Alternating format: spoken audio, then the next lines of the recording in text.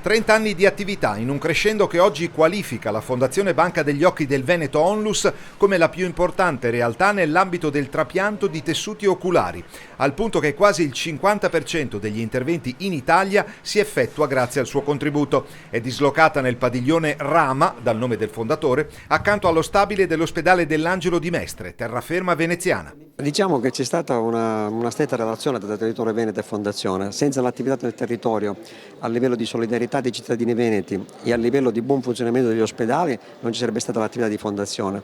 Fondazione ha restituito però questa solidarietà e tutto quello che ha ottenuto dal territorio, processando dei tessuti oculari sempre più avanzati e sempre più adatti a migliorare le cure. Il nostro obiettivo finale è quello di migliorare le cure dei nostri pazienti, restituendo al territorio tessuti oculari all'avanguardia. Determinante nell'individuazione dei donatori il ruolo dei coordinamenti ospedalieri per i trapianti.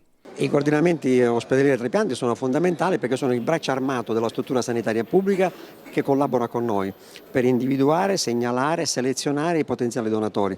Senza il loro lavoro effettuato 7 giorni su 7 e 365 giorni all'anno non sarebbe possibile la nostra attività. L'auspicio è quello di disporre di tessuti oculari sempre più all'avanguardia, anche se la terapia cellulare con l'utilizzo di cellule al posto dei tessuti è il presente e futuro della medicina. Abbiamo avuto il privilegio di gestire 100.000 donazioni di tessuti oculari che hanno generato un numero di trapianti che ha pochi riscontri in ambito internazionale e abbiamo dei progetti in cantiere che ci fanno ben sperare per la realizzazione di nuove e ulteriori terapie che miglioreranno le possibilità di restituire la vista a delle popolazioni di pazienti con le quali facciamo ancora fatica ad avere dei buoni risultati oggi. La sanità del futuro, la sanità delle cellule staminali, la sanità delle banche dei tessuti, la sanità della banca degli occhi come questa e la sanità anche, se vogliamo dire, fra virgolette, brutto a dirlo, ma anche dei pezzi di ricambio.